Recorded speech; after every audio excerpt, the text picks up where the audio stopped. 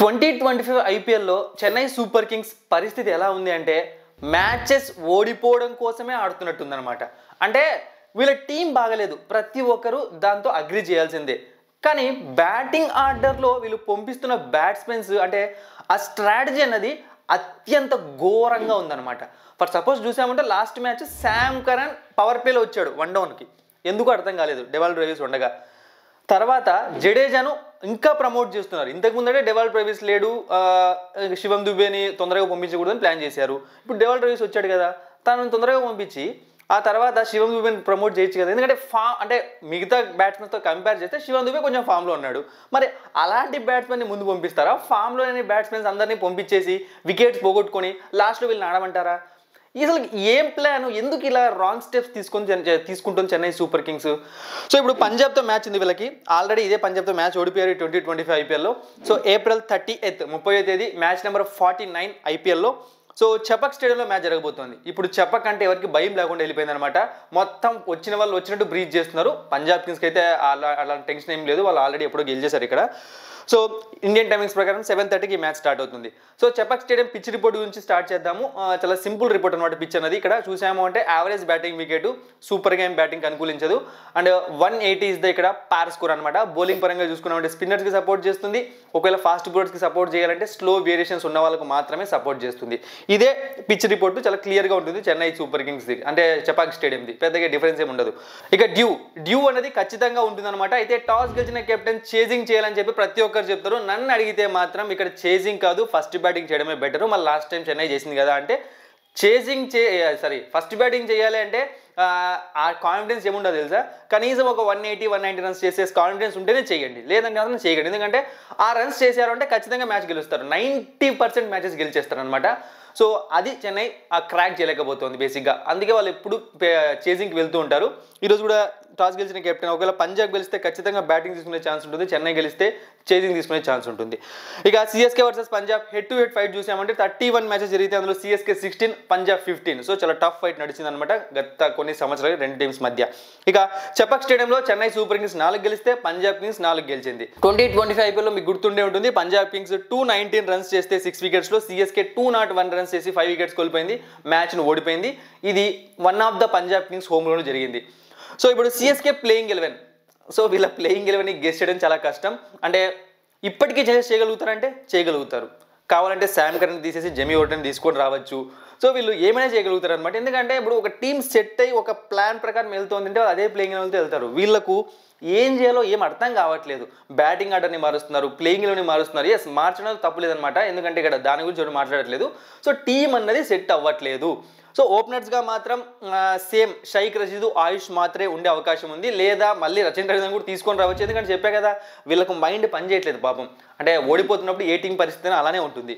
Chennai super Kings ఇలాంటి స్టేజ్లో ఉంటుందని చెన్నై సూపర్ కింగ్స్ ఎప్పుడు అనుకోని ఉండదన్నమాట. సో ఇక శామ్ కరన్ని కంటిన్యూ చేయడమే బెటర్ అని నా ఫీలింగ్ అనమాట. సో ఏదో ఒక మ్యాచ్ ఆడలేదని చెప్పి తనని మీరు సరిగ్గా యూస్ చేసుకోవట్లేదు అంట అనమాట. బేసిక్గా శామ్ కరన్ని ఒక 4 డౌన్ అలాంటి టైంలో పంపిస్తే తను ఖచ్చితంగా రన్స్ చేస్తాడు. తీసుకొని వెళ్ళి 1 డౌన్లో పంపిస్తాను, పవర్ ప్లేలో మీరు బ్యాటింగ్ చేయాలి అంటే is not that type of player అనమాట. ఇక నెక్స్ట్ చూసామంటే జడేజాని డౌన్ ది ఆర్డర్ పంపించాలి, అవసరమైతే బ్యాటింగ్ పంపించకండి. అంటే మీరు కూడా అంటారేమో కామెంటేటర్స్ లాగా left hand right hand combination అని చెప్పి. ఎప్పుడైనా సరే నన్ను అడిగితే మాత్రం ఫామ్లో ఉన్న బ్యాట్స్మెన్స్ ఫామ్లో లేని బ్యాట్స్మెన్స్ కన్నా ముందు రావడం బెటర్. అంటే ఫామ్లో ఉన్న వాళ్ళు వస్తే అది లెఫ్ట్ హ్యాండ్ రైట్ అయినా వాళ్ళు 100% బెటర్ అంటాను కంపేర్ టు ఫామ్లో లేని బ్యాట్స్మెన్. అది అంతే కదా, ఎవరైనా అగ్రీ చేస్తారు ఈ మాటతో. ఇక దీపక్ కూడా ఫినిషింగ్ పంపించారు లాస్ట్ మ్యాచ్లో. ఫినిషింగ్కి అంటే దీపక్ కూడా ఎలా అంటే తను బేసిక్గా సింగిల్స్ తీయడానికి ఇబ్బంది పడుతున్నాడు. లాస్ట్లో 6-4 కొట్టిండొచ్చు, కానీ తనని మీరు లాస్ట్లో ఫినిషింగ్ చేయడానికి పంపించారనమాట, రన్ రేట్ పెంచడానికి. Blunder decision. సో ఇదనమాట. ఇక బౌలింగ్ పరంగా చూసామంటే మతీషా పత్రానా చాలా ఎక్స్పోజ్ అయిపోతున్నాడు, అంటే ప్రెడిక్టబుల్ అయిపోతున్నాడు. అండ్ అదే టైంలో బేసిక్గా వైడ్స్ ఎక్కువ వేస్తున్నాడు అనమాట. ఇప్పటి వరకు ఐపీఎల్లో అతి ఎక్కువ వైడ్స్ వేసాడు అనమాట, అంటే లాస్ట్ 2-3 ఇయర్స్లో. అయితే దానికి కారణం ఏంటి? పతిరాన కావాలని వేయడం అనమాట. తన బౌలింగ్ యాక్షన్ వల్ల తను ఎక్కువగా వైడ్స్ వేయాల్సి వస్తుంది. అండ్ ఈ సంవత్సరం తను అంత సూపర్ ఫామ్లో లేడు. అండ్ మనం ప్రివ్యూలో క్లియర్గా చెప్పాం లాస్ట్ టైము, మతీషా పత్రానకు సూట్ అయ్యే పిచ్ కాదు అది.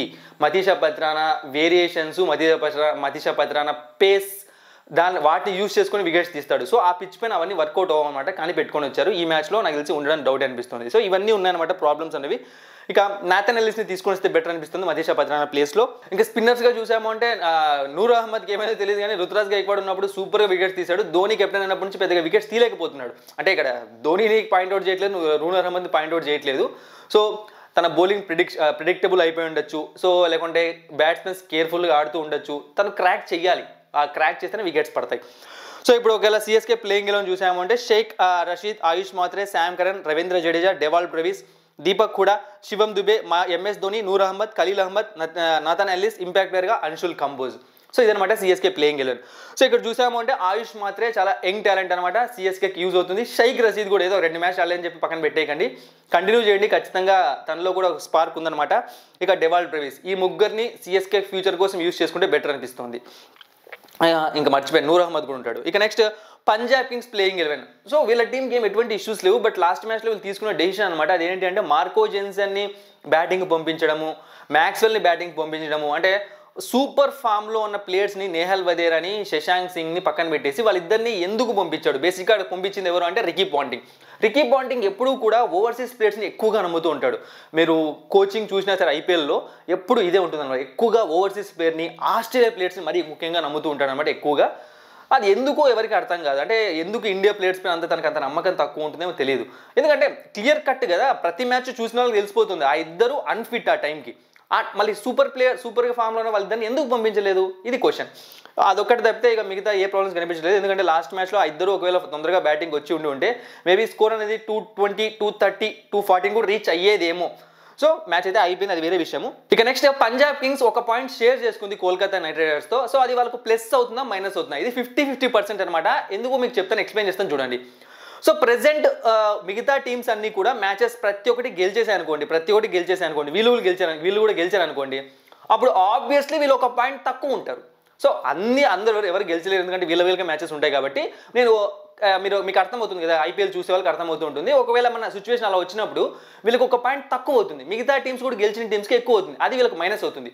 అదే ఒకవేళ మిగతా టీమ్స్ మ్యాచెస్ కొన్ని ఎక్కువగా ఓడిపోయి వీళ్ళు కొంచెం గెలిచారు అనుకోండి, లాస్ట్ మూమెంట్కి వచ్చే లోపల వీళ్ళకి 16, మిగతా వాళ్ళకి 16 నుండి వీళ్ళకి 17 ఉన్నాయి అనుకోండి, అంటే వీళ్ళన్నీ గెలిస్తే ఏమవుతుంది, వీళ్ళకి ప్లస్ అవుతుంది. అంటే డైరెక్ట్గా ప్లే ఆఫ్స్కి వెళ్ళిపోతారు, రన్ రేట్ గింగ్ రేట్ చూడాల్సిన పని లేదనమాట. సో సిచ్యువేషన్ అన్నది వీళ్ళ కంట్రోల్లో ఉంటుందా లేదా అన్నది నెక్స్ట్ జరిగే మ్యాచెస్ పైన, వీళ్ళ పర్ఫార్మెన్స్ పైన డిపెండ్ అయి ఉంటుంది. ఇక Punjab Kings playing 11 same playing 11 ఉంటుందన్నమాట. లేకుంటే ఏమైనా చేంజెస్ చేయాలనుకుంటే ఆ ఫాస్ట్ బౌలింగ్ డిపార్ట్మెంట్లో చేంజెస్ చేయొచ్చు, ఎందుకంటే చెపక్ పిచ్ కాబట్టి. So Priyansh Arya, Prabhsimran Singh, Shreyas Iyer, Josh Inglis, Nehal Wadhera, Shashank Singh, Glenn Maxwell, Azmatullah Omarzai, Marco Jansen, Arshdeep Singh, Yuzvendra Chahal, impact ప్లేయర్గా Harpreet Brar. So present Punjab Kings team చాలా అద్భుతమైన ఫామ్లో ఉంది. అండ్ శ్రేయస్ అయ్యర్ అవే గ్రౌండ్స్లో బాగా పర్ఫామ్ చేస్తున్నాడు కాబట్టి మేబీ చెపక్లో కూడా బాగా పర్ఫామ్ చేయొచ్చు, ఎందుకంటే తను స్పిన్ బాగా ఆడతాడు. అండ్ అది స్పిన్ బౌలింగ్ పిచ్ కాబట్టి స్పిన్నర్స్ ఎక్కువగా బౌలింగ్ చేస్తారు, అది తనకు యాడెడ్ అడ్వాంటేజ్ అవుతుంది. ఇక ప్రియాంశార్య ఈ మ్యాచ్లో ఏం చేస్తాడో చూడాలన్నమాట, ఎందుకంటే తను బ్యాటింగ్ పిచ్ పైన ఒకటి ఆడట్లేదు, తను యావరేజ్ వికెట్స్ పైన ఆడుతున్నాడు బాగానే, మంచి టాలెంట్ ఉన్న ప్లేయర్.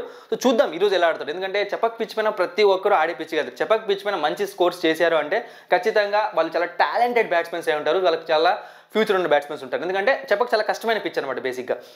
ఇక శశాంక్ సింగ్ ఈరోజు బ్యాటింగ్ వచ్చే ఛాన్స్ ఉంటుంది ఖచ్చితంగా, ఇంతకుముందు చేసిన తప్పు చేయకపోవచ్చు. ఇక బౌలింగ్ పరంగా చూసాము అంటే యుజ్వేంద్ర చాహల్ చూడాలి ఎలా బౌలింగ్ చేస్తాడు ఈరోజు చెపక్ పిచ్ పైన. ఇక హర్ప్రీత్ బ్రార్ ఖచ్చితంగా టీంలో ఉంటాడు, తను కూడా మినిమం గ్యారంటీ బౌలింగ్ చేసే ఛాన్స్ ఉంటుంది. సో మ్యాచ్ ఎవరు గెలుస్తారు, సో ఇంకా ఇక్కడ ఏం పెద్దగా డిస్కస్ చేయాల్సిన పని లేదు. ఒకవేళ చెన్నై గెలిచినా కూడా మనం ఏం పెద్దగా ఆశ్చర్యపోవాల్సిన పని లేదు, ఎందుకంటే ఇన్ని మ్యాచ్లు ఓడిపోయాక వాళ్ళు గెలవాలని ట్రై చేస్తున్నారు. But out and out edge ఎవరికి ఉంది అంటే పంజాబ్ కింగ్స్కి ఉంది. పంజాబ్ కింగ్స్ గెలవడానికే చాలా ఛాన్సెస్, 70% ఛాన్సెస్ ఉన్నాయి. చెపక్ గ్రౌండ్ కాబట్టే ఒక 30% ఛాన్సెస్ చెన్నైకి ఇంకా హోప్స్ పెట్టుకుంటున్నాను అనమాట, చెన్నై గెలుస్తుందేమో చెప్పి. బట్ ఓవరాల్గా batting wise, bowling wise, fielding wise ఎలా చూసుకున్నా సరే పంజాబ్ కింగ్స్ అవుట్ ప్లే చేసే ఛాన్స్ ఉంది చెన్నై సూపర్ కింగ్స్ టీమ్ని. సో చూద్దాం మరి చెన్నై ఏమన్నా గట్టిగా కంబ్యాక్ ఇచ్చి రివెంజ్ తీర్చుకొని టోర్నమెంట్ అయిపోయేలోపు కొంచెం పాయింట్స్ ఏమైనా తెచ్చుకుంటుందేమో చూద్దాం. మరిన్ని ఇంట్రెస్టింగ్ వీడియోస్ కోసం సబ్స్క్రైబ్ చేయడం మర్చిపోకండి.